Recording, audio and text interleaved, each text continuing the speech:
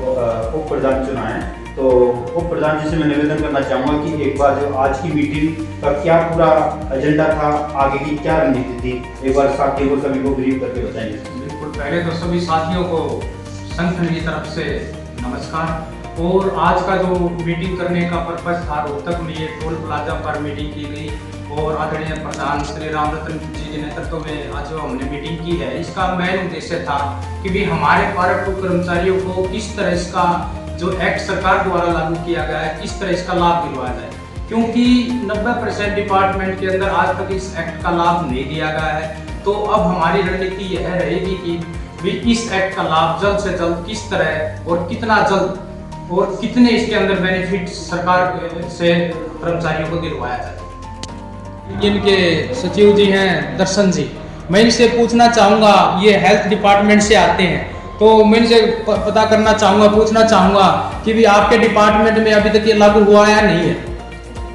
नमस्कार सर, मैं आपके माध्यम से बताना चाहता हूँ, अभी तक ना तो हेल्थ डिपार्टमेंट में कोई एसओपी वगैरह जारी हुई है, ना कोई लेटर जारी हुआ है। बाकी 2-3 बार हम पहले भी लिखित में दे चुके हैं, भाई गवर्नमेंट ने जब 8 महीने पहले घोषणा कर दी थी, लेटर भी जारी हुए हैं, तो अब तक लागू हो जाना चाहिए था।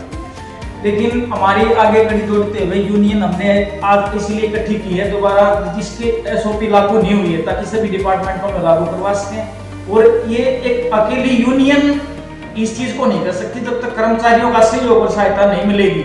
इसमें देखो, कोई भी यूनियन आगे बढ़ने के लिए उसमें कर्मचारियों का सहयोग भी जरूरी होता है और पैसे भी जरूरी होते हैं। तो मैं आपके माध्यम से सभी कर्मचारियों को अवगत कराना चाहता हूँ, एक तो अपनी यूनियन की मेंबरशिप लो।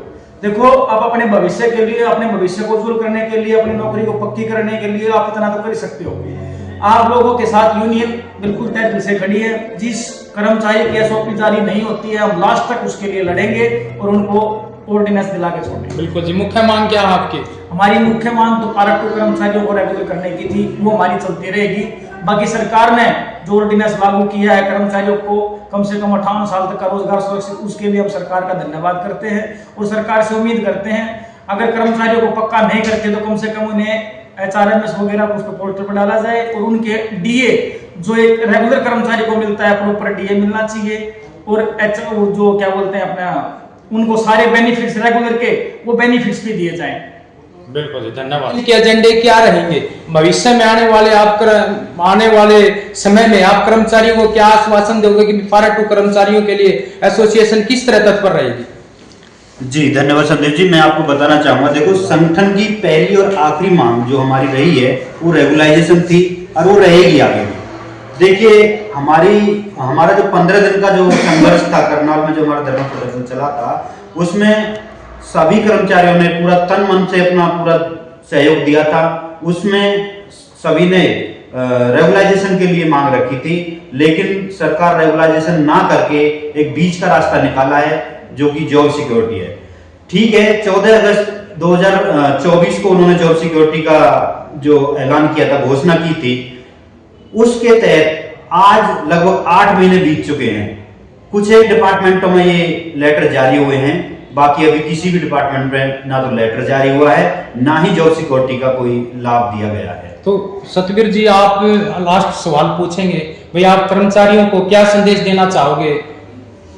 प्रदेश के सभी पार्ट टू कर्मचारी, अनुबंध कर्मचारियों से मैं आश्वासन देना चाहता हूं इस मंच के माध्यम से कि जल्द से जल्द यूनियन इस पे कार्रवाई कर रही है और इसका जल्दी से जल्दी सभी कर्मचारियों को बेनिफिट दिलवाया जाएगा, ताकि कोई भी हमारा कर्मचारी सर्विस सिक्योरिटी एक्ट के साथ कोई वंचित ना रहे। दूसरी बात, साथ साथ हमारी रेगुलाइजेशन की डिमांड सरकार से बराबर जारी रहेगी। ठीक।